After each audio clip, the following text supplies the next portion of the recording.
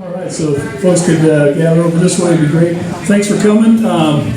As you probably can tell, it's the Wildfire Community Preparedness Day national program. This is the National Fire Protection Association that is the Firewise USA sponsor, and we're here today to talk about Firewise USA. This is our 6th year as a Firewise USA recognized community. I just had a call with a friend of mine a couple of days ago who said, hey, can I get us some kind of a proof that we're Firewise community? It's on our website. I get 10% off on my insurance for being in a Firewise community. So, it's one of the benefits of many.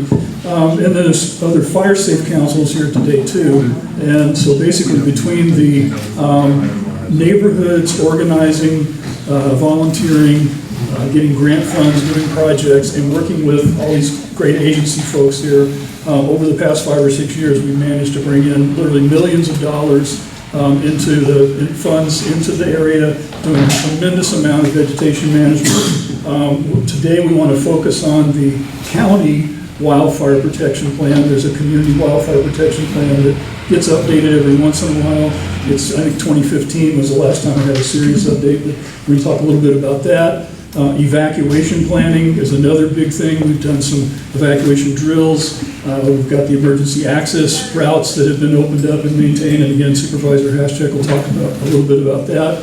And for those that don't know, that one FERCO route was used in the Oak Fire.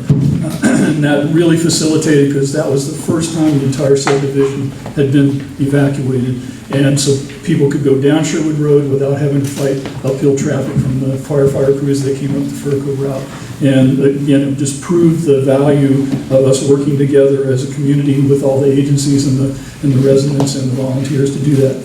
I want to particularly thank Mendocino County has been a main supporter. You might remember Supervisor Cratty before John got started with us, and we started with the emergency access routes as being a #1 priority to reopen some of the access routes that hadn't been maintained and they weren't really available to use for firefighting. So we've gotten 2 of those routes now secured, and we're getting ready to get some funding to do the maintenance on those. And again, Supervisor Haschak can talk about that a little bit. The Brooktrails District, the Brooktrails Fire Department, again, big, when we started off, major supporters of what we're doing. They helped us get the memorandum of understanding in place with the emergency access route owners. So that allowed that process to happen so that we could get in and clean those routes. Obviously CAL FIRE and OES and the Mendocino County Fire Safe Council are other agencies that all have programs and have helped us tremendously, both with funding, with volunteer work, with getting the word out, coordinating, doing things like this, because it really does take the whole community. I also wanted to say special thank you to some of our funding sources. Community Foundation of Mendocino County has been a big supporter. CAL FIRE we've gotten several CAL FIRE grants, so we've been very fortunate in that. We've also been funded by the California Fire Safe Council, by the North Coast Resource Partnership, North Coast Opportunities, quite a few other agencies along the way and organizations. So it takes not only all these volunteers, but it takes grant funding. And one thing I'll say about the volunteers is each one of you right now is earning us about $30 an hour of donation funds by participating in this meeting. And we use that as our when we go to Firewise USA to say, what are you guys doing in your community? How many people showed up and what did you do? And so attending meetings, doing work on your house, we track all of those kinds of things and report at the end of the year. That's part of being a Firewise community.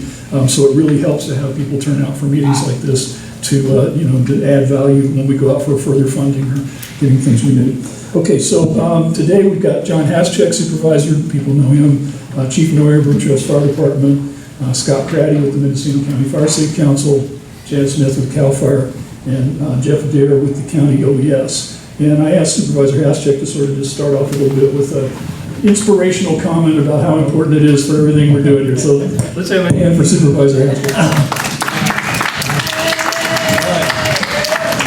Talk about raising the bar there. Inspirational after those the great lunch, and thank you Sherwood Firewise for providing lunch and this forum for everybody. Thank you everyone who's here. Whether you're representing an agency or just a concerned citizen.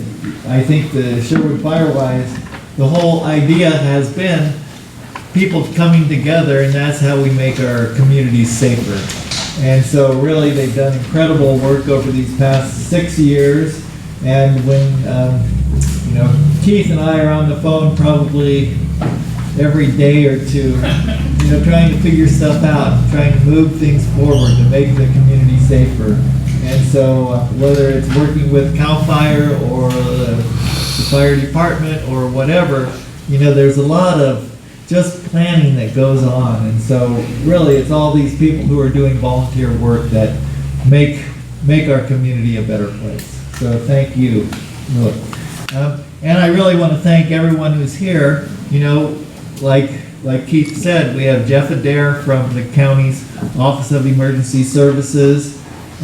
It's his Saturday, and all of these people are just here because they want to make our community safer.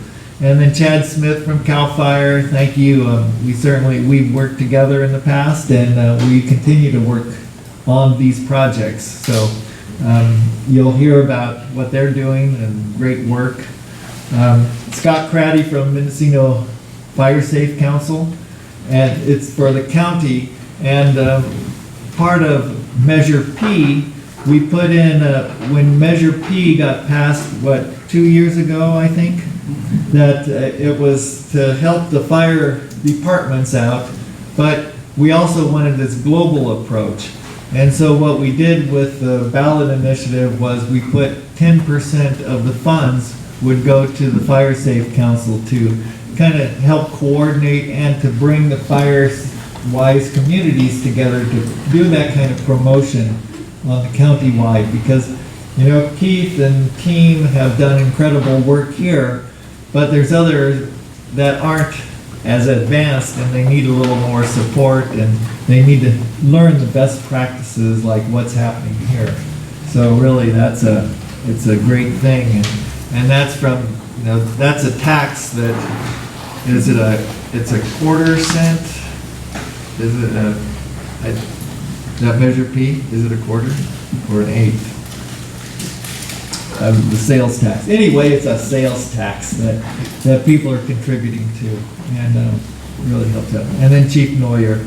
And Chief Neuer does an incredible job with limited resources and the volunteers that he has, and it's tough times to get the volunteers and to make sure that the community is, all the calls that they get, the number of calls has gone up over the years, and he's still doing it with fewer volunteers, and so really it's you're greatly appreciated. So anyway, I think do we want to start with just going down the line? What we'd like to do is perspectives on where's the wildfire protection plan sort of the county-wide, that's the fire chiefs associations and all those kind of things of what are the priorities, because I know that hasn't been updated in a while, and then in particular evacuation, what individual groups, I know your zones is one thing, so I know that OBS has got some maps over here, so we want to focus on county-wide planning. When we're going to update the wildfire protection plan for the county, can we get some input into that as fire safe councils for some projects, because that's where funding comes in for those things, and then specifically what's happening with evacuation planning, like the evacuation route or the emergency access routes and some of that kind of stuff. Yeah, and what each agency is doing. So why don't we start down with Jeff Adair? Okay, sounds good. So as far as the community wildfire protection plan, you're right, the last significant update was 2015, and county has secured a grant to hire a contractor to help us rewrite that and update it.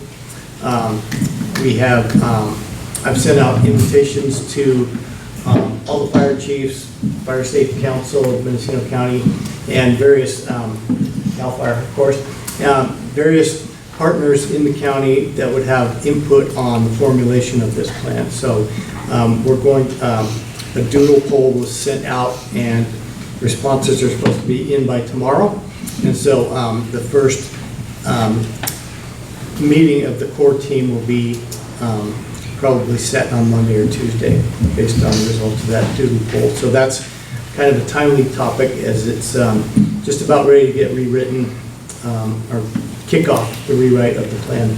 So my goal is, besides having that core team, I've got some individuals, community members in mind that I've interacted with in the past year that are people like yourselves that are concerned about your communities and active in your communities and have some real grassroots knowledge of what the needs for your communities are. So I've got a few ideas of people in various parts of the county that have expressed interest and have some motivation to put some effort into a plan like that. So I am going to be reaching out beyond the core team for some community members once we have an outline of where we want to go with the plan. And for our addition for CAL FIRE, we have our unit fire plan. And when I breezed over the county fire plan last year, it was very similar, but with 2015, there's been a lot of changes. So we're going to ensure our priorities are also relayed through the Fire Safe Council, who we've been working real closely with, and making sure we kind of have the same goals, same priorities, so that we're working together. If they're utilizing our grant funds, they're kind of helping us get our goals achieved while achieving the community and county goals also, which are pretty much one and the same, and all the resiliency and all the home hardening they've done a great job with. So we're gonna I have staff that's going to ensure that we have our fire plan information that's inside of the counties also. Excuse me, could I ask that we can put the microphones closer? Sorry, I can speak. If everyone could get the microphone. Everybody move your mic. Speak up. Okay. I can jump in there with a little bit that follows it on that. So, one thing you should know is that one of the basic parts of the Community Wildfire Protection Plan update is community meetings. So there's going to be the special core groups that work on that, but there's also just part of that process is community input meetings. So there'll be an opportunity for people to chime in there, but there's also a lot of opportunities now. If you go to the Fire Safe Mendocino website, one of the things on there I think the first thing under the drop down for community is the map. We have a map of every known project that's going on in the county currently, every project that's happened in the past, and every project that somebody has asked for. And there's a little request form there for projects. And we just actually finished rewriting this week sort of a guideline to step people through how to better define projects that they want done. So we've amassed a lot of that already, and you can see what projects people have already proposed. Just looking at the website, you can see, fascinatingly enough, how they fit together and where the gaps are. It's a great way there's a lot of layers you can turn on and off to see fire history, different boundaries, etc. But you can also see where in the county nothing's happened and where in the county a lot has happened. So you can zoom in and out and look at that, and it's kind of a great place to sort of get oriented. And we are hoping that will really facilitate the county update. Since all that's already compiled and ready, we get input from CAL FIRE on that. So we got all CAL FIRE's data in there. We got Caltrans data in there. We got Mendo Redwood Company. Anybody who's doing projects, we have sort of reached out to and pulled their data in. So hopefully that's going to be kind of a way to launch this a little more quickly. And on the Brooktrails Township CSD, we own roughly 3,000 acres of greenbelt. As you well know, a lot of that greenbelt had suffered a blowdown in the snowstorm, or as we like to call it, Snowmageddon. And a lot of it's inaccessible, and there's no real mechanized means of dealing with that at this point. So we're looking at different options with CAL FIRE and other organizations on how we can get in there and find funding, because there is none to do that. The township does not have funding to manage the greenbelt. And so we're behind the 8 ball and we recognize that. We're trying to find a way to get ahead of it for the future. As far as our fire department goes, just a quick plug, we will have a staffing of 4 people during the day this coming summer. Our volunteer numbers are down, but our apparatus replacement is up. So we have really good equipment. We're working on our training. We're working on our preparation for fire season. So for those that live in the community that want to volunteer, and let me just say that it's suppression, it's not come help us in the office. If you want to be a volunteer firefighter, come see us, get an application, because we could use you. So, thank you.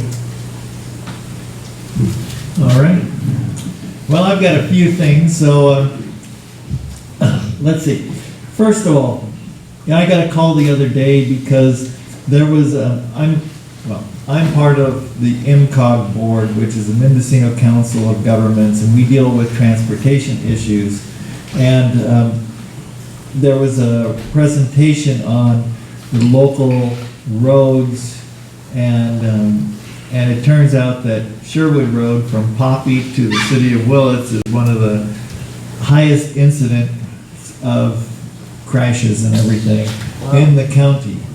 And so I've talked to Lieutenant Commander McCandless from CHP, and she says that they're going to assign personnel to evaluate and see if they have recommendations for any traffic calming methods that they can do along Sherwood Road.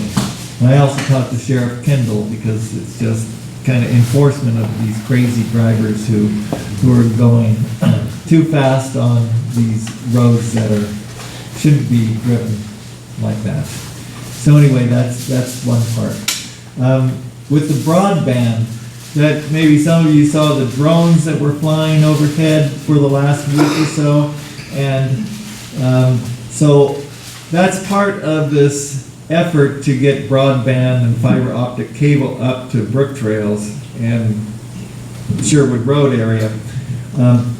And that will, if we get that broadband put in, it will make the community safer because you'll be able, we're not going to have power lines being burned up, they're going to be underground. And so and it will be, broadband, very high capacity lines. So those surveys were done, and they're doing the research and planning because they have to put some power components throughout like 4 of them in the community, power boosters for these fiber optic cables. And we're still waiting on the Federal Funding Act grant application. We should know in June if that's funded or not. We're thinking it will be, and Brooktrails is the #1 priority for the County of Mendocino. This is the first project. Whatever money comes in, this is the first project we're going to do.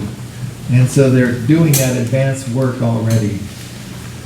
Will it go all the way out to the gates, or is it only covering Brooktrails? I think it will eventually go out to the In gates. the next 20 years or so? Well, I'm not sure. Jeff, do you happen to know? I am not sure the answer to We'll that see one. what we get, okay? Okay. Thank you. Okay. Next thing is, we're working on this second access route. We have these emergency routes, but we're also working to get this formal road.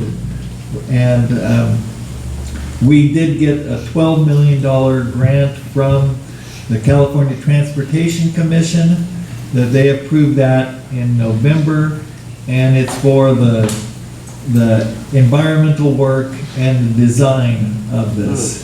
Okay, and so right now, let's see, the Department of Transportation has an agreement with Consor North America for $5,617,000 for professional engineering design services. We just had a meeting last week with the Padula Trust, because the road will be going most likely through part of that, the St. Francis Ranch. what we're trying to do is avoid any kind of environmentally sensitive or the precious land with the creek that goes through it, so. And the consultant is working, and, they're in the process of seeking permission to enter with the property owner, enter onto the land to do the assessments that they need to do. Okay, and what we're looking at is the number one choice is to go from Primrose, where Primrose hits Sherwood Road, and then continuing that off to the east and go over the hills and come out near where the second, where the northern exchange is for the highway. Does that make sense to people? Okay. Okay. Next thing, Keith and I have been working on this vegetation abatement. And we have this ordinance that we put into place about 3 years ago in the county, that if you have vegetation that's overgrown and it's a nuisance and it's a fire hazard, then we've got this ordinance that says we can go in and cite you. Code enforcement can cite that kind of land. And in Brooktrails, we have a lot of them, right? But the problem is that the county, in order to do it, they figured out that it would cost about $15,000 for each parcel to go through the legal process of citing it and taking it to court and getting the lien, and by the time you get the work done, it's not really feasible to do it because we've got hundreds and even thousands of parcels like that. So we did get almost a $300,000 grant to do some work, but and it was a grant that Scott was working on that grant, but the county's wanting to rescope that grant money and to use that money to hire a consultant to review other ordinances throughout the state and look at other models for code enforcement, because some people are doing it, but it's not, what we have in place isn't practical and it's not effective. And so we've got this grant money out there that to clean up, to do vegetation abatement, but without the permission of the owners who don't live here, they've abandoned the property, they might not even know they own the property. We've got a problem, and you just can't go there and clean up their property. I was over in Sacramento about a month ago, and I was sitting next to the chief of CAL FIRE, Riley. Is it his name, Chief Riley? Who's at the state level. The highest is Tyler. It's our director. Tyler? Yeah. I was sitting next to him at this event, and I was telling him about Brooktrails, and he said, we have that problem throughout the state, that these deadbeat owners or people that just aren't taking care of their properties. I said, well, okay, let's try to figure out a way of working on it. And so since then I've been working with the General Government Committee for the county. We're looking at this every month about seeing what we can do about it, but I've also contacted the Association of Counties. There's 58 counties in California, and we have this association, and so I brought it to them, and they're in a technical advisory committee with CAL FIRE and some of the other agencies, and they're supposed to be looking at, is there legislation that we can do, because we just can't burn up because people aren't being responsive to these properties, right? So that's a big project.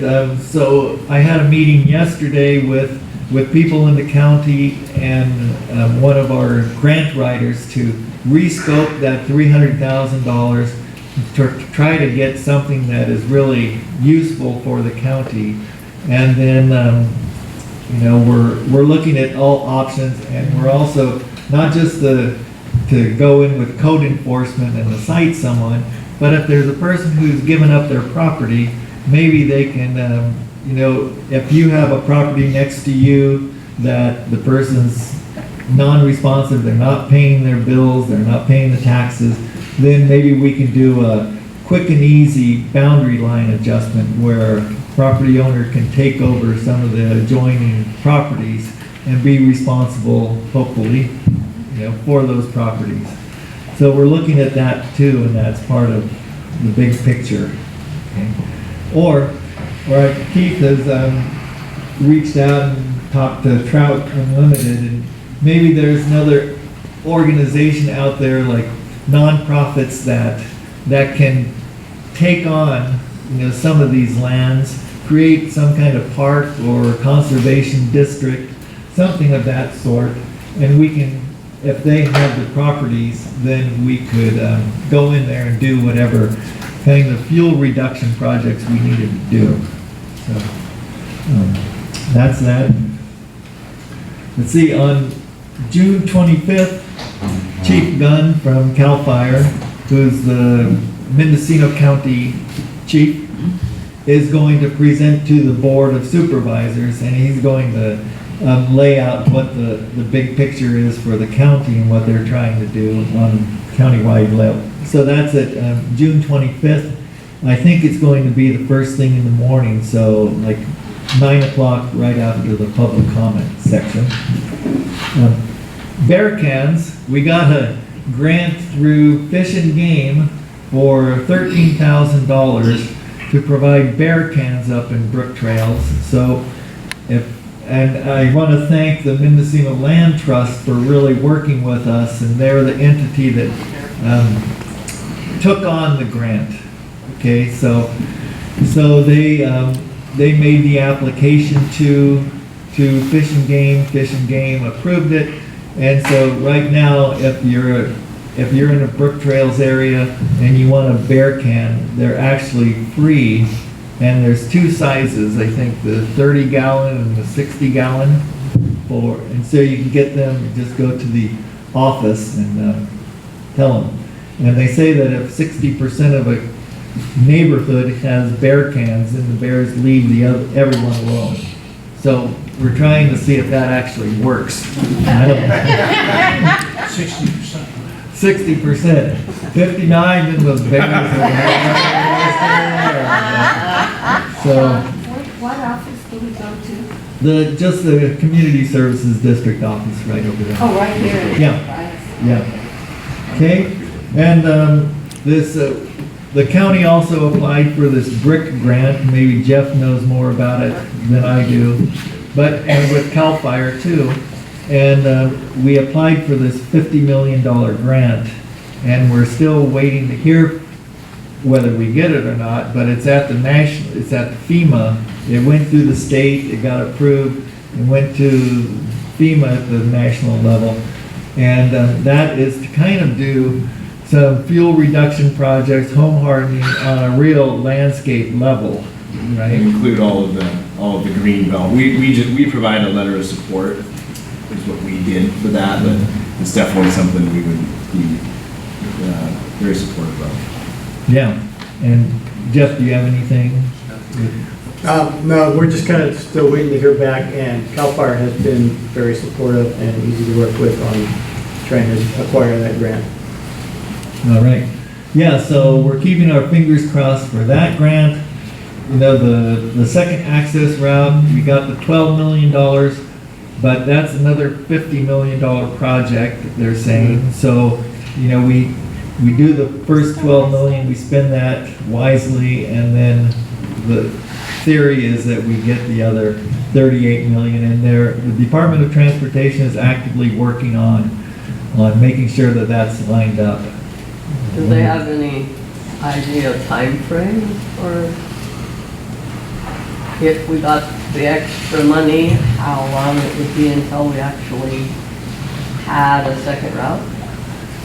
Yeah, I haven't heard the completion date, but they're just starting that environmental work, and they do have prior environmental work from like 2012, some of those projects, and so they're looking to use some of that and do this design work too. So So no wild guess even as to when it might actually happen. No, I certainly don't want to promise people Yeah. because we just kind of inaugurated the We're just barely starting to touch on it, okay. yeah, we just kind of inaugurated the multi-purpose trail in Covelo that runs along Highway 162, and that's a foot bicycle trail that's about 10 feet wide, and it's just off the highway, and it took them 12 years to get it. So John, can I ask you to go back on the FEMA grant just briefly? The two things I think that are really important. One of them is the lot clearing, that vacant lot clearing now becomes extra important because if we get all that money and we can't get approval from the lot owners, we're going to be stuck with doing that. So I think, that as far as us making some action in that direction, I think that, I don't know what else we can do to get other means. We're talking about changing ownership, things like that. But the other big piece of it that we're seeing, and I think all of us as fire safety council are seeing, is there's not enough workforce. We need workforce development. There's just not enough tree service, tree people, especially contractors for home fire hardening, things like that. So that's something that Sherwood Firewise is working on, trying to get some funding for workforce development. And I'd like to hear, if we got anything from the state level or local level, because we definitely need, more training. And the last piece of that is we have the CCC facility going in, and I don't really know a lot about that, so I don't know if any of you guys know, but it would seem like that would be a great group of people to get experience working in Brooktrails doing vegetation management, because they're right here locally. We need as much work as we can get and rebuild and vacant lots. So those sort of two pieces. One of them is the workforce development. The other one is how do we take care of the vacant lots? Because if we get that FEMA grant, we're just going to be stuck. Those two different angles. I know with the 3C facility,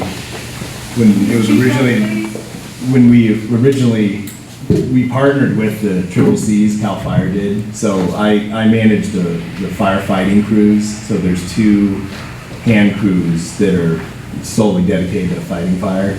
But when they put in a BCP, it's the budget, when they put in the proposal to buy a state facility, it's years ago.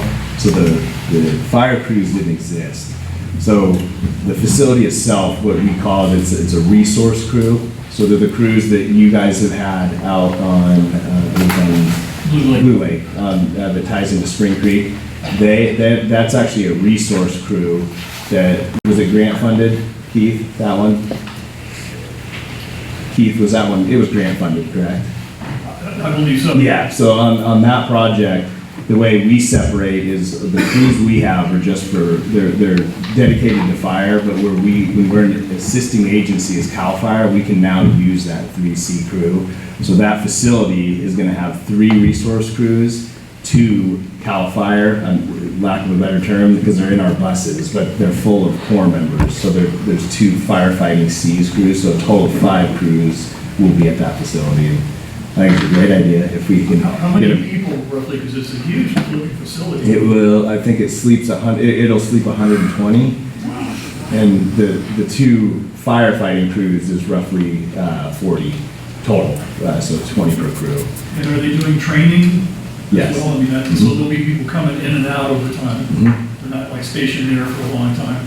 It depends. Some stay for a long time, and now it's kind of a stepping stone for us. So we actually get a lot of the Corps members, quite a few, that are joining CAL FIRE out at our non-inmate facility at Chamberlain Creek. So now we're kind of developing a program with them, and my battalion chief, Josh Kitchens, is here. Luckily, he took an overtime day, so he's actually covering the Howard Forest, Ukiah region, but I drug him up here to back me up. But he actually manages the non-inmate fire crews.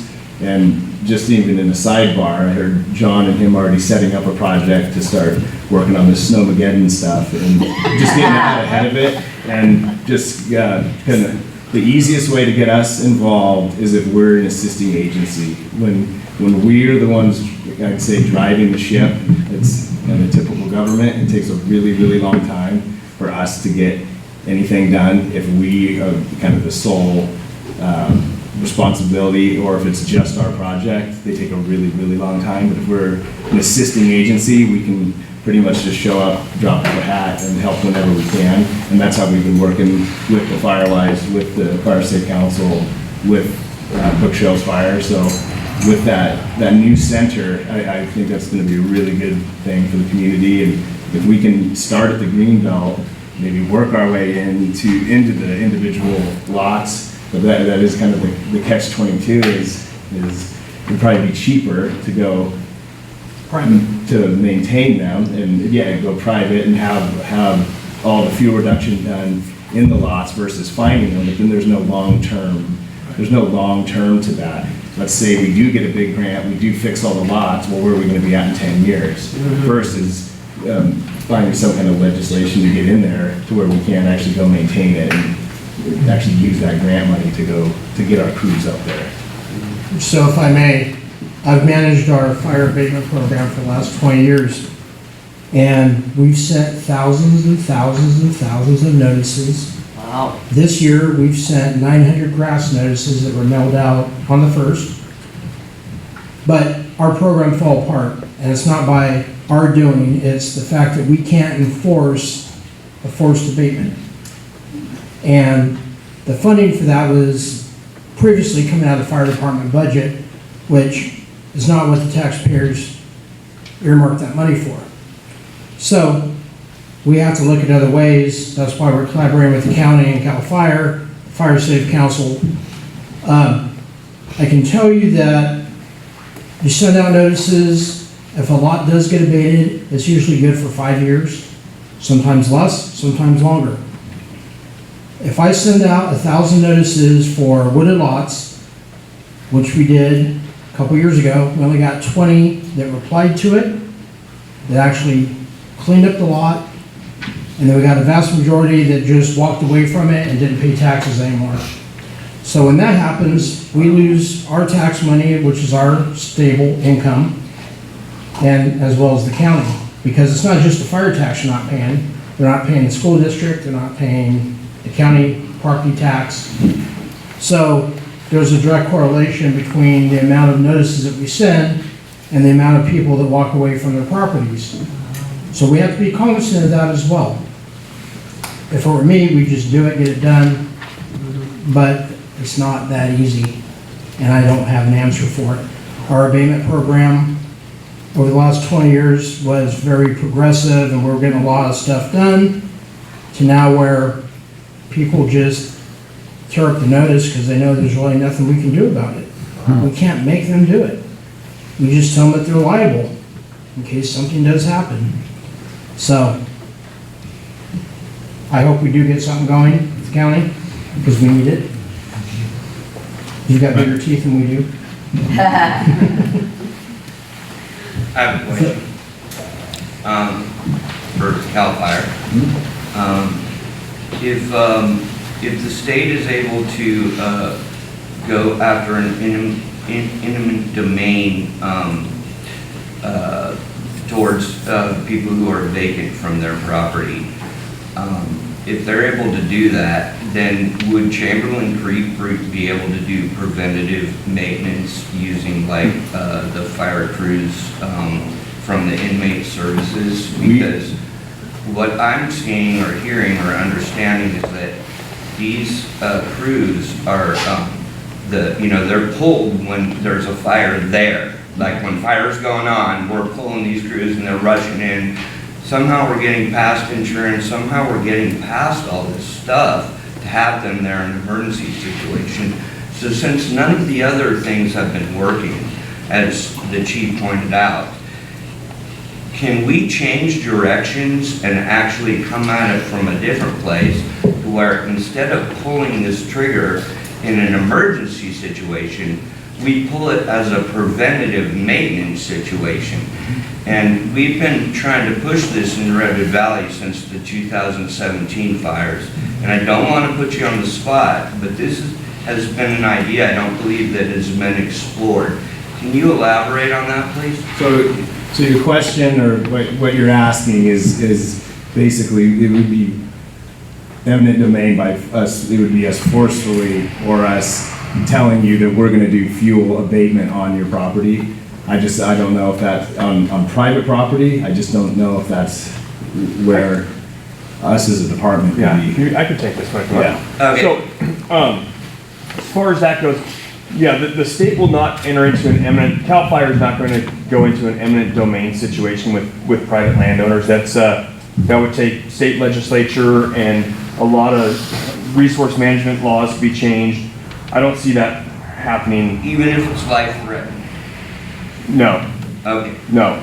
So, and then as far as working on private property with our hand crews, like Chief Smith said earlier, if the state takes the reins and we are the controlling force and driving that ship, that car, we fall under heavy scrutiny with environmental quality rules. We fall under intense scrutiny with insurance regulations, and there's a lot of parameters that slow us down.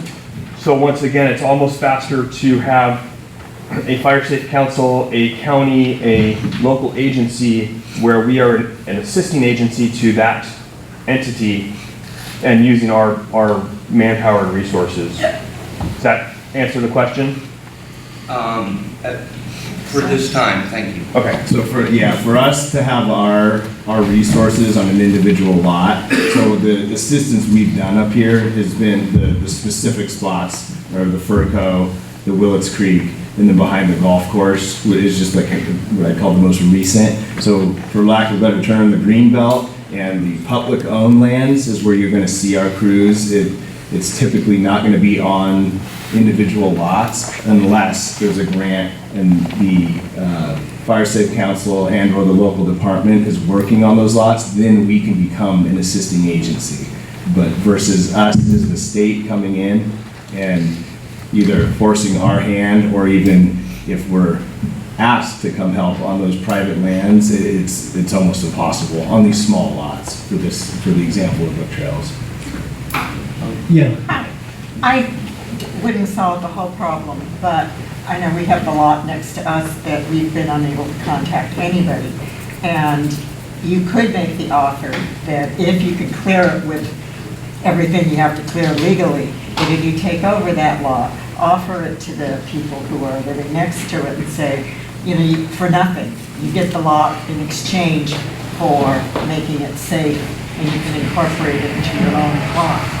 That gives the motivation of you expand your own property if you want. Secondly, it's protecting your own house.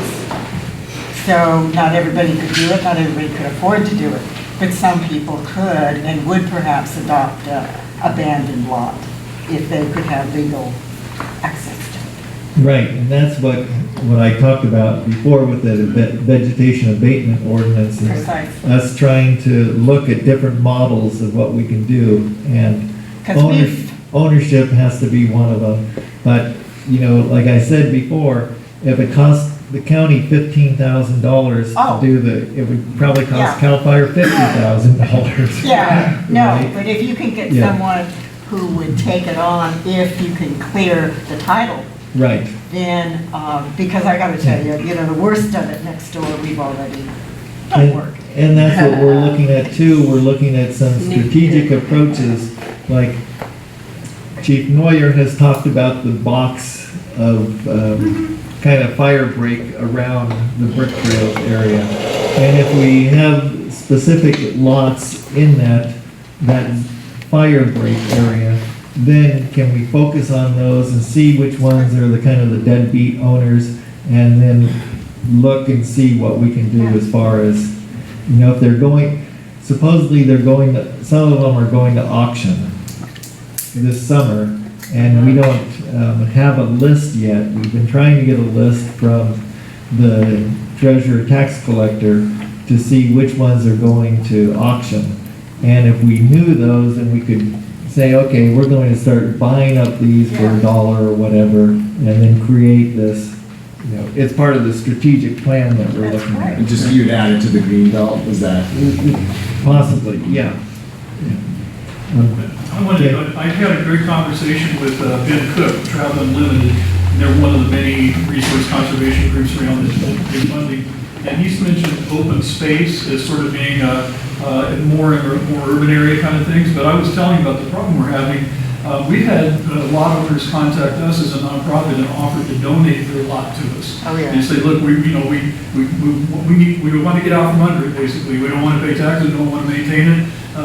Grandpa bought it, and we don't even know anything about it, we can't build on it, blah, blah, blah. So ownership is a big deal, but I think if we had a land trust of some type, some sort of public entity, it wouldn't have to be Brooktrails, it could be another entity that had its own funding and whatever, they could start picking up these lots and put them into public ownership with the proviso that they maintain them, that's sort of one avenue. And then the concept of adjacent homeowners having a sweetheart deal to get them, John mentioned that earlier, that's another one, because that you can take in your defensible space. Sure. May take even 2 lots to do that. So ownership, though, is a real big key to this, because like John Lawyer was saying, we've been mailing out too, and we get very, very few responses, and we get a whole lot of return mail that's not even a good address. So there's quite a few second or third generation owners of these parcels that don't even know it's gone through some sort of inheritance, they're in some estate or trust or who knows what, and they just quit paying, they quit responding, and so we need other approaches to do this. And the last thing I want to say is part of the abatement, there is an emergency abatement. Okay, so if that lot was on fire, if there was a fire going on, it wouldn't matter whether there were gates or whether you had to contact the owner or whatever it was, that's not eminent domain, but that's for emergency purposes. Well, the law talks about that if you can see, I talked to an attorney about this, that if you can see from a public sector without getting on their property, so you're at your house and you're looking next door and you're saying, this is a mess, this is going to make my house, a conflagration. My insurance company telling me they're going to cancel the insurance. How far does it have to go before you can declare an emergency? Because an emergency can be a lot of things, like a preventive, and the gentleman was saying that. And we're seeing it across the country and a bunch of other things about people saying terrible things and saying, no, can't you see when you do those kind of things, other things happen? Well, this is the same thing. And you're looking at it going, this place is going to be a catastrophe. We've got to be able to do something about it. And so there needs to be some entity that can come in and say, yes, this is high fire danger, imminent disaster waiting to happen. We don't want to wait till after it was done to say, gosh, we really should have gone in there and done something about that when we had the chance. And I know it's complicated, but somebody, and that's where you talk about legislatively, maybe it's a statewide level. Even Fort Bragg in the city council, they got 200 owners they can't find in Fort Bragg.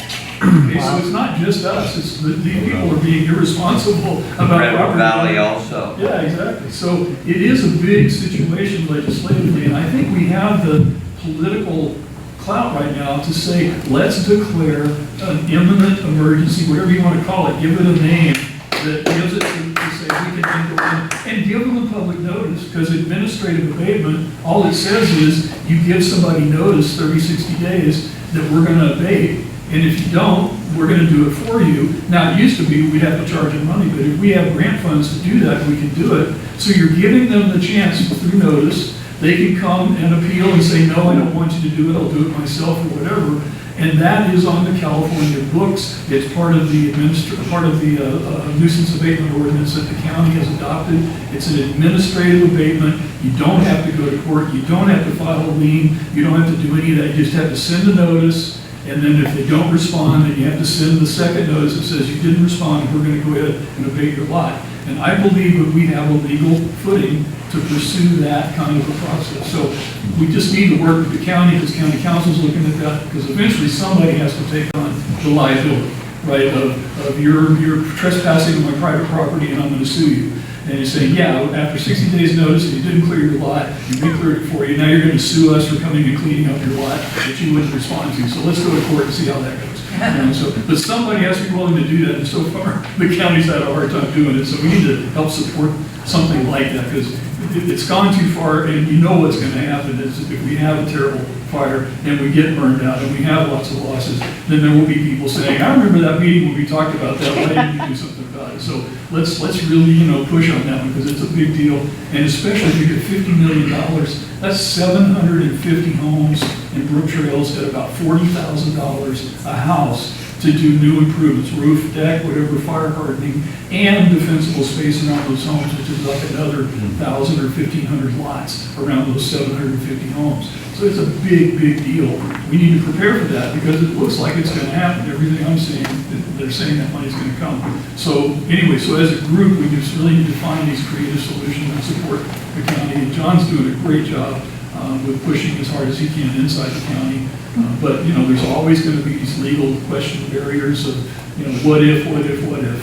But when I tell you what if the place burns down and you've got 1,500 homes gone and hundreds of people that are dead or dying or, you know, whatever, I mean, this could be a catastrophe. So we can't just keep on saying, oh, it's too much trouble. Sorry.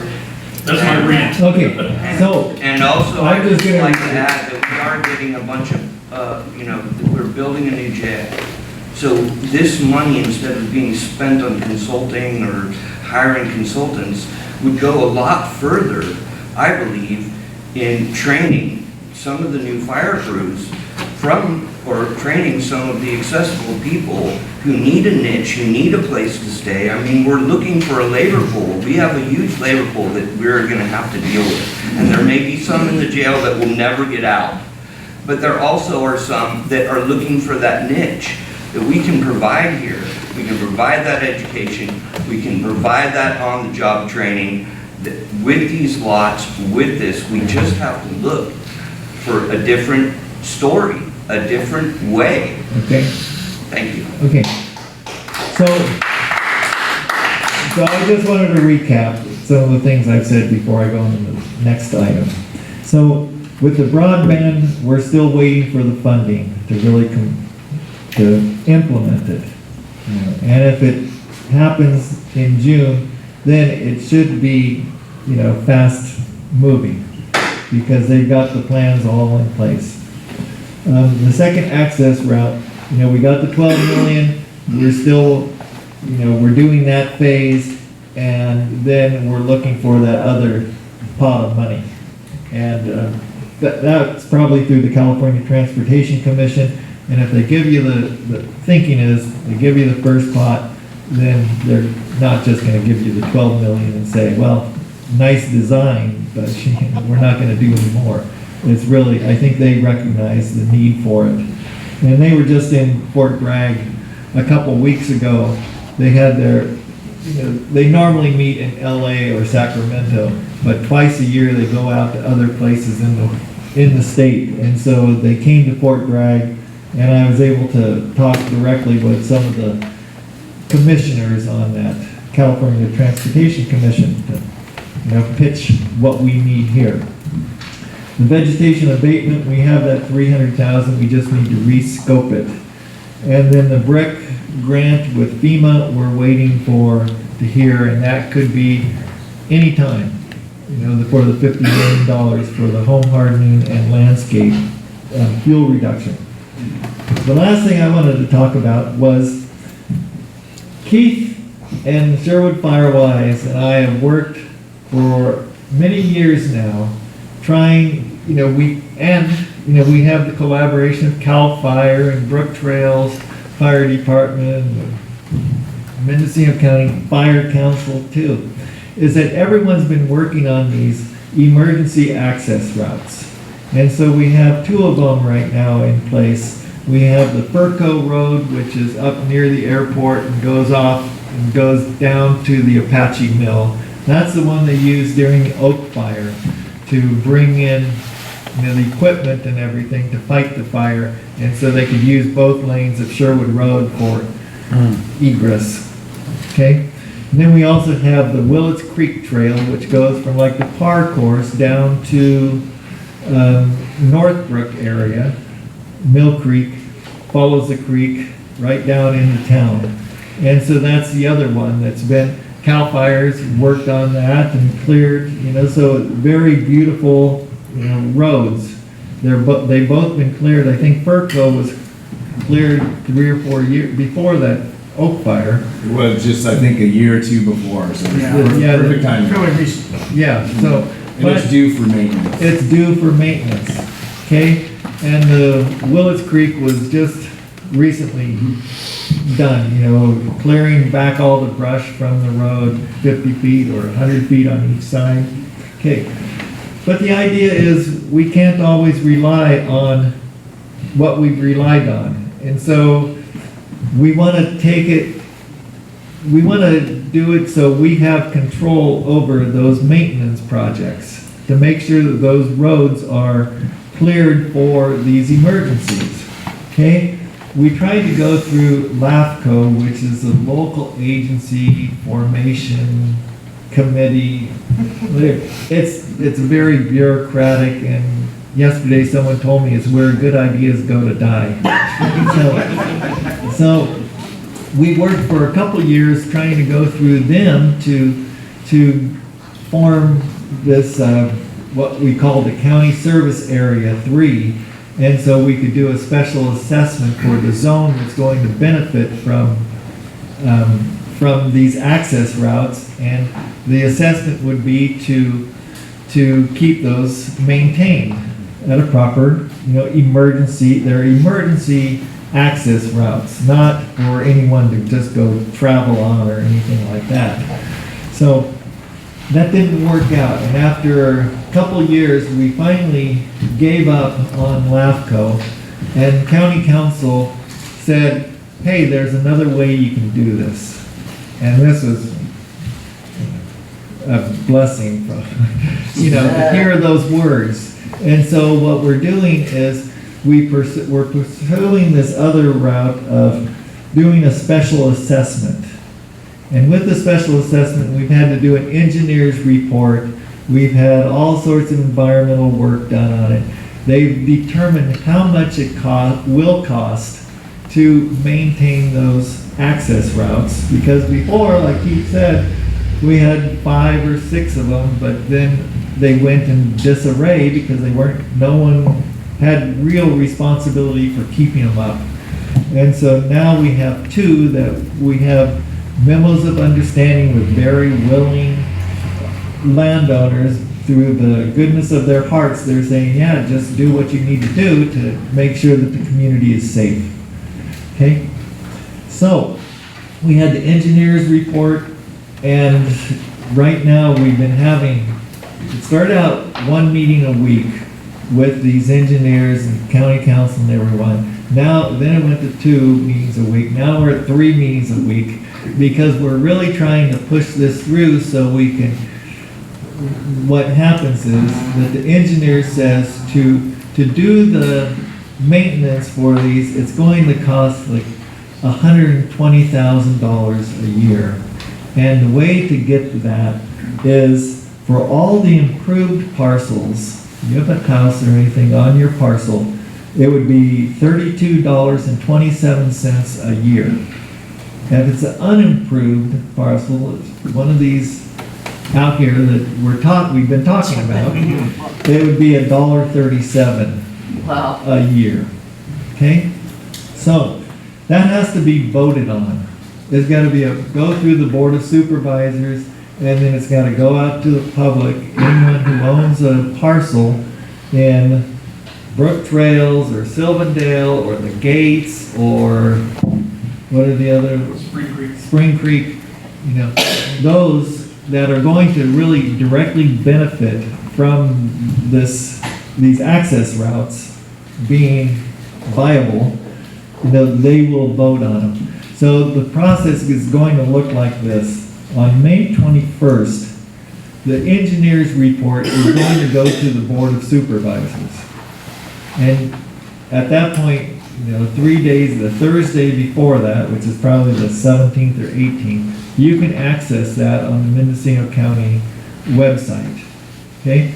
That engineer's report is going to lay out all the studies that have been done and the reasoning for the cost and the assessment, special assessment. So that's on the 21st. Shortly after that, like within a week, ballots will go out to everybody who owns a parcel. Whether you're living in Brooktrails or you're living in Singapore, you know, you're going to get a ballot. Okay? You'll have 45 days to review think about it, vote yes, whatever. So you have 45 days to return that ballot. We're going to have a drop box in the office right over here, okay? Or you can put a stamp on it, send it into the county, or you can take it into the county and drop it off. So it's going to be an election, okay? We need 50% plus 1 to pass it, okay? If it's passed, and that will be on July 23rd. It will- Is that 51% of the people who return a ballot? Yes, Okay. yeah, good question. So we kind of had probably 3 meetings about that. It's actually even more complicated, right? Because the way, what the engineer's report does is they have to look at what's the benefit to all these parcels. And that's where he said, well, if you have a house there, it's worth a whole lot more to you than if it's just a vacant piece of land. And that's where the $32 versus the couple of bucks comes from. However, it also is, that's the weighted value for your vote. So if you vote the improved parcel, you're getting the $37, which I think is 80-something%, whatever. And if you're a vacant lot, you only get the value of your couple of dollars. So when they take the ballots, they're weighted. So it's gonna take a whole bunch of no votes or a bunch of vacant lot votes to equal one improved parcel. So anyway, it's just, it's a weighted vote. So on July 23rd, we're going to count the ballots. Like Keith said, it's 88% for if you have a developed parcel, 12% if it's undeveloped. That's the weight of your vote. And so we take in all the ballots, and if it passes, then there'll be a 20-year sunset. So we're going to sunset it in 20 years. Hopefully, we'll see what happens in 20 years. Hopefully we'll have the second access route. And so anyway, that's the proposal that we've been working on, and I really appreciate Keith and everyone for pushing us. And it's a pilot program too. The county has never done this before, and so that's why we're working out all the kinks in it, and we're learning a lot along the way. And next time that the eastern side of Ukiah or anyone else wants to do this, it will be a smoother process. But it's what do the people of the Sherwood Road corridor want? Do you want to pay the $32 for extra safety measures and real protection, or not? And so when will we know the answer of the vote? Well, on July 23rd, we're going to have a public hearing at the Board of Supervisors meeting, and then count the ballots, and then have the answer. And so the goal is, we've been pushing this really hard right now because we want to get it on, if it passes, we want to get it onto the tax rolls for next year. Okay? So that we can start doing this work that needs to be done. So if you're in favor of that, great, and talk to your friends and neighbors. If you're not, let's hear it. So anyway, if there's any questions.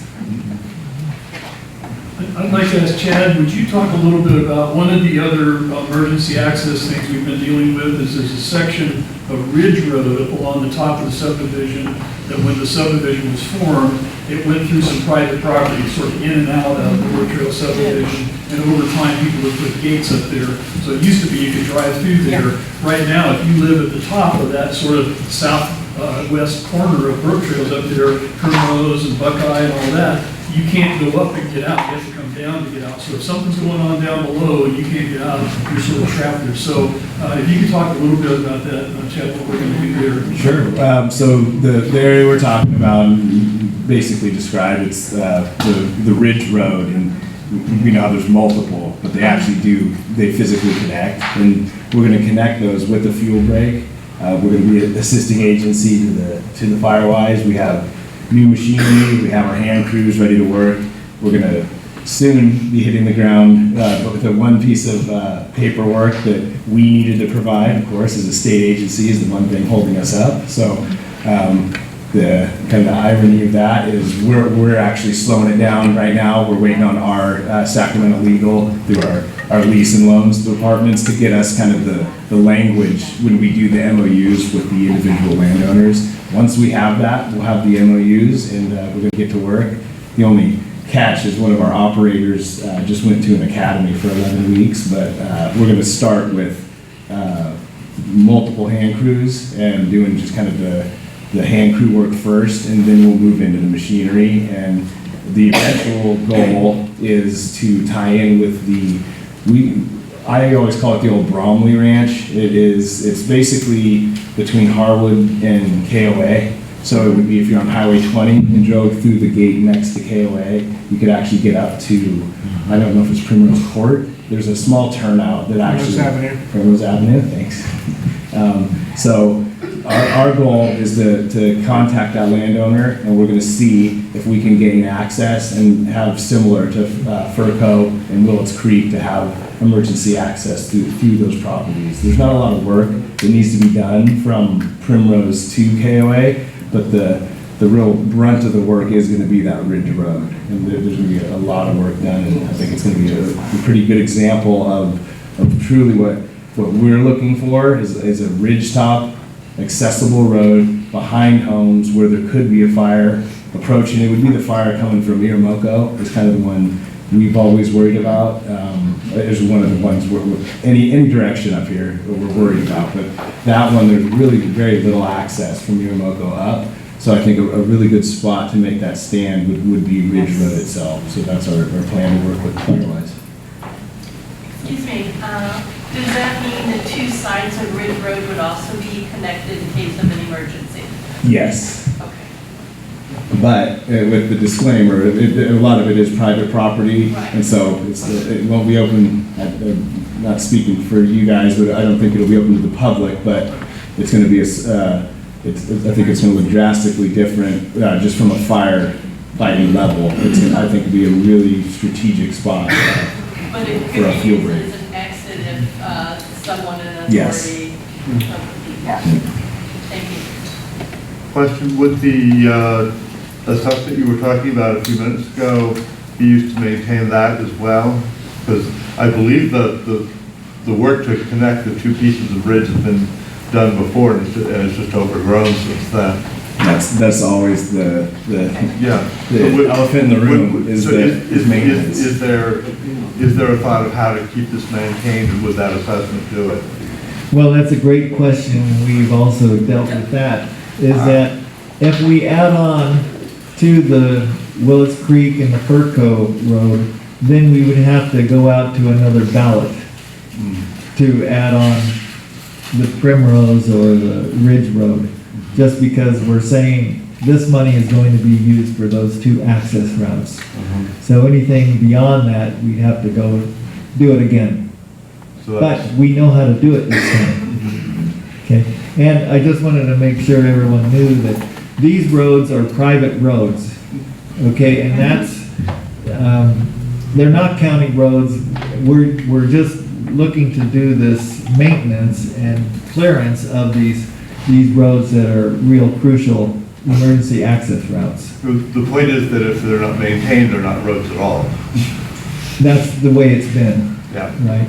And that's where with the legislation, it'll kind of give it backing. Right now, we financially are in a good spot. We're able to fund these for free. In theory, it's free. We're not charging to get this work done, but we know with the state, it could go away. So that's I think it's a really good tactic to ensure the future maintenance of these not depending on us, because we may get the initial work done, kind of the meat and potatoes of it, but the long term, it's hard to predict with the state. Yeah, and I think if we could get in addition to Ridge Road, we're talking about Primrose, I think if we were able to get that, well, it didn't Primrose, what was it, Daphne, what's the street that ties into it? To the KOA? Primrose Avenue? Primrose Avenue. Primrose Avenue. Okay, Primrose Avenue. So if we can get that agreement, that plus Ridge, then we could go and do another vote. I mean, then we could go back to the public and say, okay, we're going to add on more to our assessment district. It'd be worth it to get that. I think just the Ridge Road component of it right now, given where we're at, probably not a good idea to try to do more right this minute. But if we can get this approved, then within a year or two, we can come back and get that. Because that route from KOA up that whole south face, the Skunk Train, Highway 20 fire start there, they come up the hill. Yes. We're really exposed on that part of the subdivision. So if you don't have access up those routes or from the top back down, really important. So we just got to keep going. But as John's saying, that the county is creating a pathway to do this. I mean, we're sort of having to, it's a big push to get this in place because it really hasn't happened before. But it's necessary, and I think that once it's in place, and I mean, the fact that the Oak Fire happened and we just happened to have that Fur Cove route had been cleared and the whole subdivision was evacuated, you couldn't have had a better rehearsal for doing this whole thing. I mean, it just proves how valuable that is. So we could have waited for years and never had anything happen. People said, oh, we don't need that, who cares? But I mean, right away, we used it. So I think the public is supportive. We'll find out when they vote. But I think we're going to have to add on to it in the future. And I think it'll take more votes and whatever, but it can be changed in the future. And this year, CAL FIRE is we have it in our plan to maintain FERCO, so it'll be done again. So I think for the next 3 years, we'll be good. But ensuring the future of maintenance is, I think, a really good idea. But this year, just so the community knows, we're gonna go back in and touch it up and maintain it this year. And if there's the assessment passes and it's $32.27 a year, and CAL FIRE is doing the work already, and we don't need to use that money, then the Board of Supervisors cannot go above $32.27 except for inflation stuff. But we could lower it if there was a reserve building up because the work is being done through CAL FIRE's work or whatever. Okay. Yeah, so. I can't believe I'm doing this. How would we know if there was a fire, how would we know which way to go to get out of here? That's a good question for Jeff or Travis and Garrett over there. I can speak to that. Okay. So the County Office of Emergency Services will maintain the evacuation maps. So we push everyone to our mendoready.org website, and we want you to sign up for evacuation warnings and orders. And so if there is an emergency and there's an evacuation, we would go in and update the maps, punch out which zones are under evacuation warning, which zones are under an order, and then we will post road closures as well. So we are in contact with the sheriff's deputies who are out at the scene, who are going to be performing the traffic control portion of the evacuation, and we're getting information from them as to which direction they want people to go. So our website, mendoready.org, is your best bet. You can sign up for alert and warnings there, and then there's also Nixle sign up. We recommend you sign up for both Nixle and Mendo alerts. But that's how you get notified. Is Nixle on the phone? Yeah, your best bet is your phone, and you can get notified by text message, by email, or by a telephone call, and you can set the priorities of which one of those three you want to happen first, second, and third. So if you don't say, yes, I received my first choice, which was the text message, if the system sends you a text message and you don't reply to it in a couple minutes, then it'll go to the next one. For instance, it might be an email. And if you don't acknowledge that you received that email, it'll go to the third one, which could be a telephone call, or you could set those priorities in any manner you want. Well, I lost my husband in 2019, and he's the one that did the computers, so I don't use computers. So, do you have a cell phone? Yeah. Okay, so we can actually help you get signed up for that. We brought our stuff today, but we don't have internet service here. So, but we could take your information and help you get signed up for that. Do we have it now? Garrett doesn't have it. Yeah, someone can help Garrett. Well, we can connect you with those guys and we'll get you set up. Okay? We need it too, John. I have the password. Yeah, we'll be happy to help you get signed up today before we leave. Yes? And can you also explain the difference between Nixle, Mendo Alerts, and Safety Net, which I believe is our very hyper-local alert system, but it's good for people to know. I can't really speak to Safety Net, but maybe Chief Neuer knows what that is. I believe that's through Keith, your organization? It's a Sherwood Firewise group. We use Dial My Calls, which is a service that does what Mendo Alerts does basically. And we can send a text, a voicemail, or a telephone call, or an email, any and all of those. So we have a group of people that monitor the scanners. So if you have a cell phone, you can get the Broadcastify app. Broadcastify is a scanner monitor. And we actually, Sherwood Firewise built a Broadcastify site, and we just monitor CAL FIRE, Brooktrails, and Little Lake traffic. So we're sort of cutting out a lot of the other police and other kind of stuff, and so you're hearing mostly fire-related, traffic-related kinds of things. You can have that. I've got it on my cell phone, and we have scanners, scouts, and we listen to that, and when an alert comes up, we have about a dozen or so, well, actually 24 people that are on the network. We use Telegram, which is yet another app, but we can telegram each other to say, did you hear that there's this, or there was a fire reported at a certain place, whatever it is we're hearing on the scanner, we're back and forth, and we'll right away start a Dial My Call notice to set it up.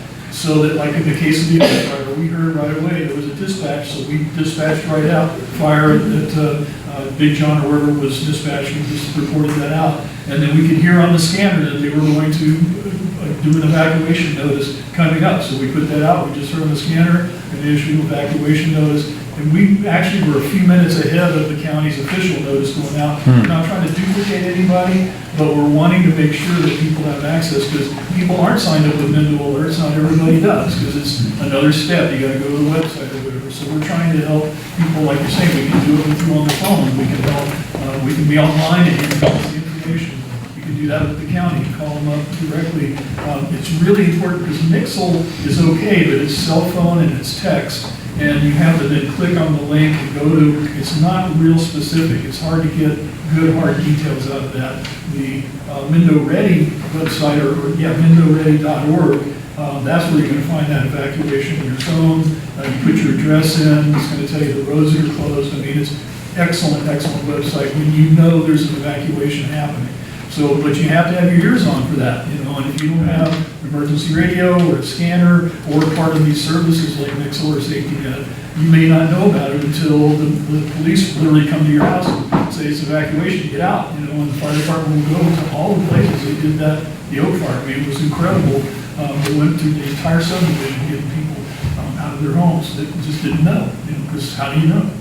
And so that's why we believe the audio early warning system, which was originally the sirens were used to call volunteers from the rural surrounding areas. Yep. This allowed for quick response from volunteers meeting at the firehouse, gearing up and responding. The byproduct of, or side effect on citizens was, from what I saw, to get out of the way of the volunteers, personal vehicles displaying the sticker or plate, or driving with the emergency lights on. Watch out for the fire truck or ambulance. Look out, look around, wake up, it's a fire, it's a vehicle accident, there's something going on. The majority of the population knew something was going on. I never saw anyone panic or do anything destructive because they were inconvenienced by the sirens. There is a woman who has come to the Red Valley Municipal Advisory meeting and speaks under a veil of tears, and how significant it is to have the sirens working, if nothing else than for the mental peace of mind. In conclusion, I cannot think of any above ground mammal or some below-ground aquatic species that do not have some kind of warning or alert calling attention to approaching danger. That means, to me, having a siren to warn people, and especially after the Lahaina issue. These sirens are a backup plan, a plan that if all communications go down, we can rely on. Please take this into consideration and move with the utmost speed to make this happen. And it's the best way to get our fire insurance back. Thank you. I'd like to say I live up on Ridge Road, and I have for many, many years. And when I first moved there, I could hear the noon whistle blow in Willis. Just like that. And if I knew that was a warning for something, it would really help. I also want to say, because of safety net and the Oaks fire, I heard through safety net what was happening before the evacuations, and we got out before other people were evacuated, which freed the road for other people. Right. I'd like to add that when a fire starts in the middle of the night, like the one that started in Potter Valley and Redwood Valley, people don't have their phones on, so a siren is what's going to wake people up.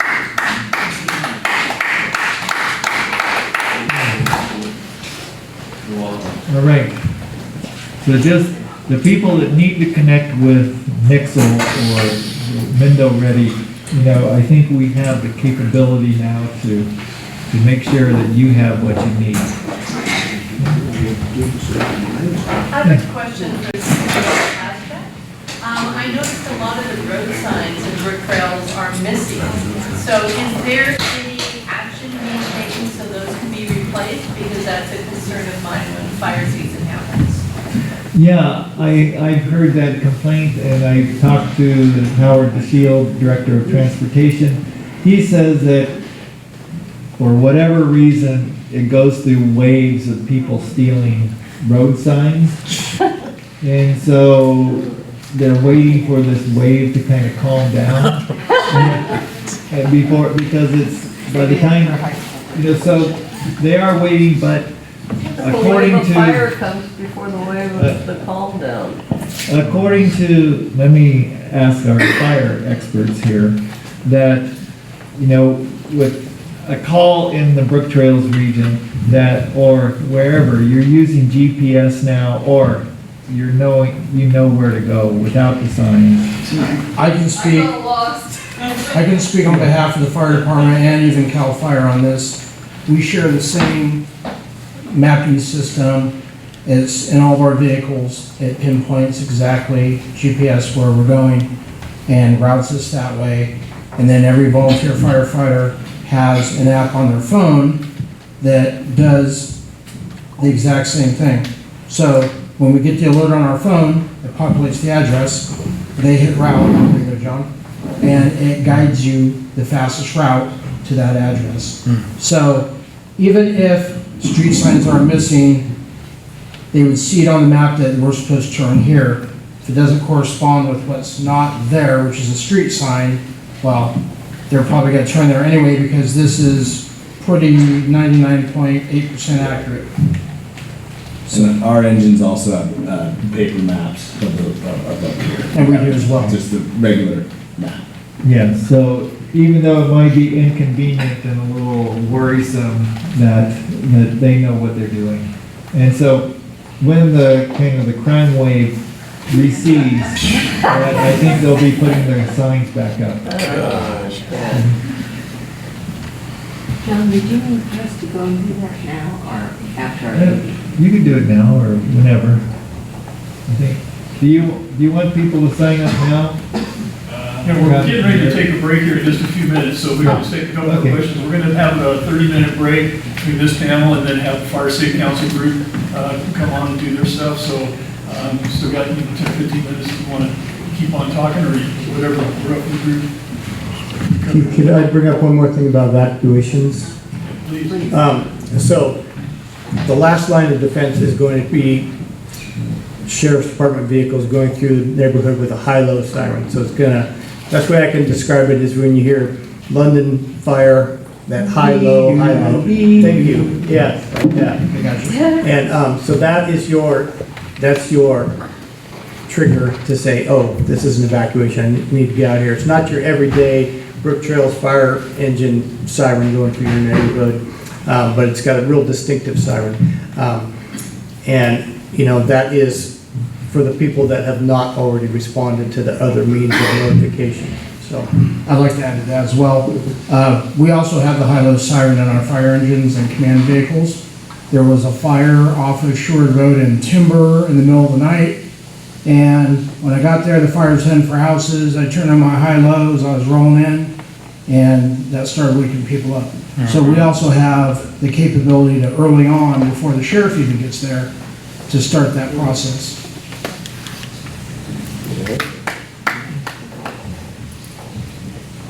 So I didn't hear know your zone so far. I know you've got maps over here and stuff, so if you're going, again, middle of the night, you get a nixle, whatever, the nixle isn't going to necessarily tell you to know your zone.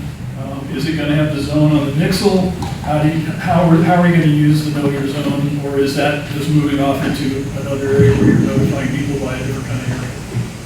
okay, so the county recently went to a different mapping vendor, which is Genesis EVAC, and Genesis is a subsidiary of what used to be called Zone Haven, and so that is a system used by most of our neighboring counties, so we secured a grant to actually receive Genesis EVAC as well. And what we negotiated with them when they took the contract was that we keep the zone numbers the same so that we would not have to re-educate the public who already learned their zone. And so your zone has remained the same, with the only stipulation being that there is a prefix of MEN now, Mendocino, for the unincorporated areas. There is BRK for Brooktrails, and there's UKI for UKI. So there are some prefixes in there, but the zone numbers remain the same. I forgot the first part of your question, though. Well, I just remember during the evacuation, it's like getting everything from a scanner to a Jixel to maybe a phone call, but I went on the website and you put in your address and you get the window ready, and then you can see, am I part of that or not, and which way should you go. I mean, it's sort of that series of, depending on where you are and what time of day, but it's like multiple ways, but I didn't hear you talk about know your zone. So I mean, is there going to be some announcement that says zone BRK04 out of there? You know, how does that happen? Yeah, so thank you for bringing that up. So when you log on to the website, mendoready.org, it's going to see where you are, and it'll tell you which zone you're in at that time. So if you're doing it from home, you'll know what your zone is. If you share your location. Yes, if you share your location, which I do recommend. We're not trying to steal your personal information or anything. So that's how you find out what your zone is. But we also brought maps today in case anybody's curious here. And we laminated some maps yesterday just for this meeting. So if you have a few minutes, go check out the table over there where Garrett and Travis are, and you can see what your zone is. And then when the deputies are talking to dispatch and they say, we want to evacuate Brooktrails from Primrose to here to there, you know, we get the parameters, and dispatch will put that out, and then we would come in and do the mapping portion of that. Because there are so few law enforcement in this county, so few deputies, so few city police officers, going door to door is very time consuming and kind of unrealistic to expect them to get to everybody. So what they have asked us to do is to be able to split a zone. And so if there are 200 houses in a zone, but there's only 25 that need to be evacuated, we have the ability to go in and split a zone. And I would say that with the new software, splitting a zone is faster than it used to be. Garrett and I used to have more on the back end to do, to carve up a zone or to make a donut hole in the middle of the donut. So I think it's a little bit more user-friendly than what we used to do on our own. Would the Mendo alerts be able to then segregate out that 25 homes and send a notice just to them? Because I know that's something Mendo alerts can do, is send to one house or a group, you can draw a line around it, send things. Yeah, that's kind of the purpose of carving up the zone, and that's what we would do in the middle of the night or whatever when we're called in.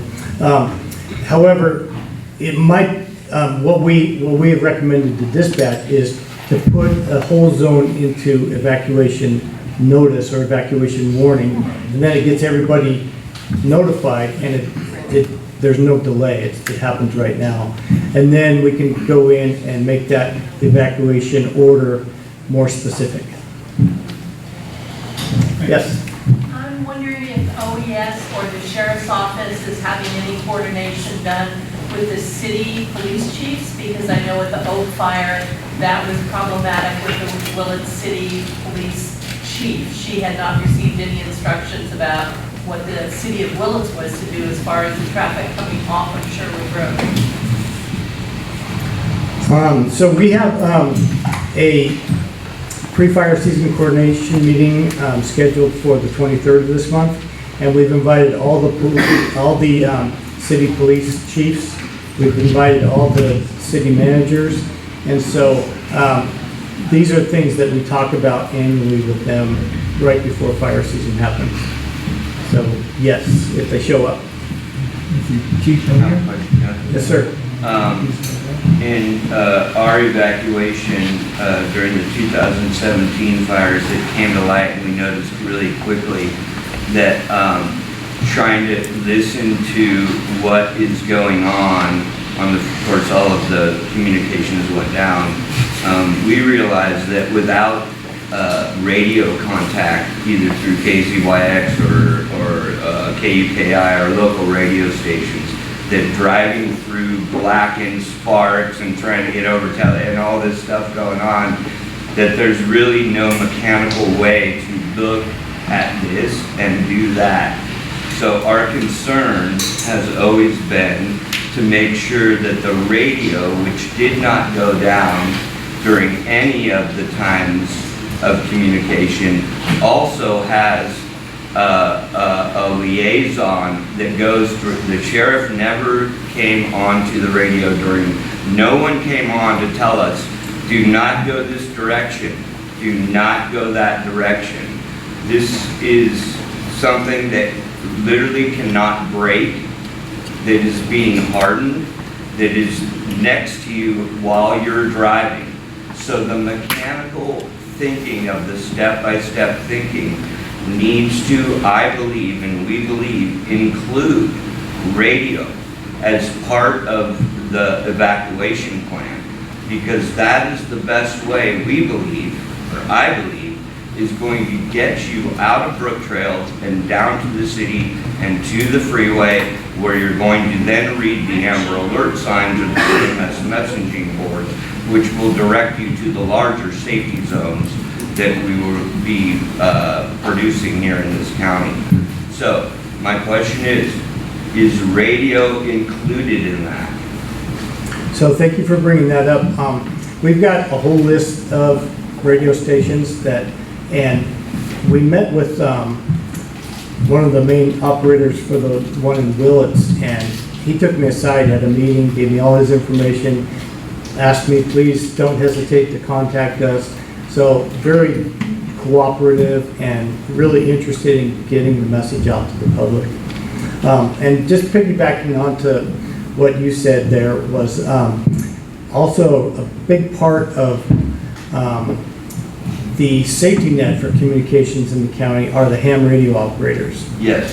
And so we include them in our drills. We're actually carving out a little space in our building so that they have their equipment, antennas, and we're actually writing a grant so that they can get some updated equipment as well too. So that's just another layer of safety net for that communications, and they're really important. Yeah, really important. I think that if we can do what we're doing and be ahead of the game, that we will be one of the first counties that insurance companies actually say, look what they're doing there, and could possibly be a model. And even get insurance to pay for a lot of what's going on here. I know we don't have money and people are looking for money, but I'm kind of getting tired of paying insurance year after year after year, and then after 30 years they walk away because they say there's too many claims. Okay, Garrett? So part of our alerting system too, we have access to is what's called the emergency alert system. And so if we're doing evacuations, there's an ability to put that message out over the radio. It is limited by character count, so you might not have like exactly every group.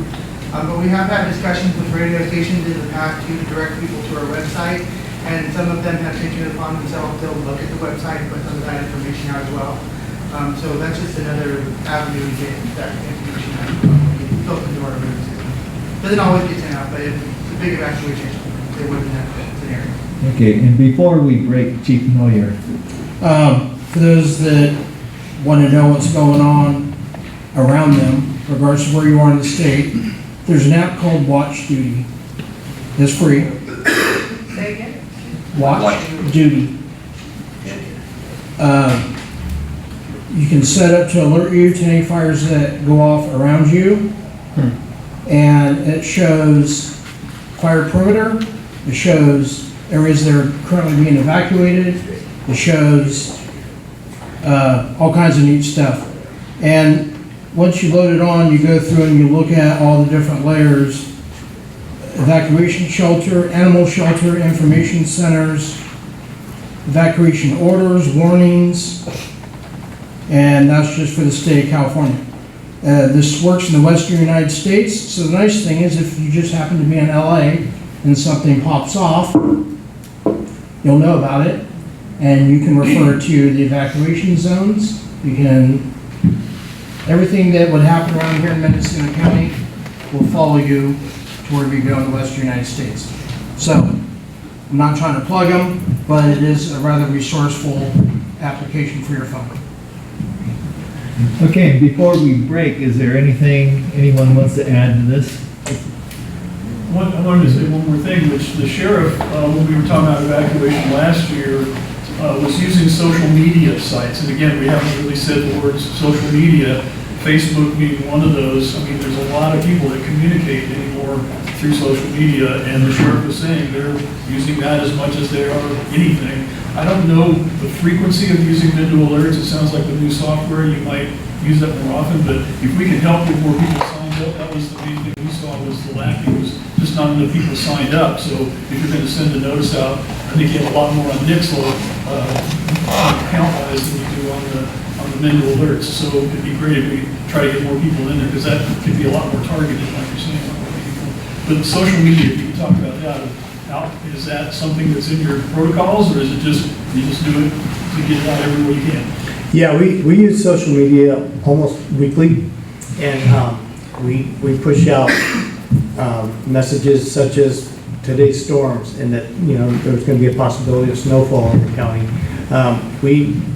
In this day and age, if you want to get your message out, you should be using social media. It's definitely a place for rumors to generate. So if our motto is one voice, one message. So we want all of our public information to be consistent and going out from the same source. But we do really try to get ahead of it and put out social media. So it is part of our fabric of what we use to try to get the message out to the public. And I'd like to piggyback on that. A lot of people will call the fire station when there's something going on. We're not there. We're not going to answer the phone. And if you do, chances are the person that answers the phone doesn't really know what's going on because they just walked in. So, save yourself the hassle. Don't call the fire station during an emergency unless you're reporting an emergency. But again, chances are we're not going to be there. Social media. We do post a lot on Facebook. We share what's going on around the county. But during an emergency, I don't have time to update Facebook while I'm trying to manage an incident. So if I do get a chance, I will share whatever county OES or the sheriff is putting out, because it's a one-stop shop. They're the ones that are dealing with the information at hand. I don't want to add to the confusion. I'll just share whatever is going on with them, because not everybody follows the sheriff's department, like not everybody follows our Facebook page. So this shows cross-posting to make sure that we get the same message out to everybody. We appreciate that. Garrett, did you have something too? Yeah, the Nixle and Mendo alert system is also tied to the sheriff's office social media accounts. So whenever we put out a Nixle or Mendo alert, it's posted on their Twitter or X and their Facebook page as well. So I recommend that you follow them if you don't, and put them on alert too. So it's just another fail-safe. If you want alert, there's another way to get it. All right, so we've been at it for a long time. Anyway, thank you all, and I really want to thank Jeff Adair from our Office of Emergency Services in Mendocino County, Chad Smith from CAL FIRE, Scott Cratty from Mendocino County Fire Safety Council, Chief Moyer from Brooktrails. Supervisor John Haschak. One more thing is, we're gonna do the 50-50 drawing, so if you gambled some money, we're gonna do that at the break. So we're gonna break for a little bit. I know that people are gonna stick around to talk, and check out this Know Your Zone kind of stuff, and then we're gonna get back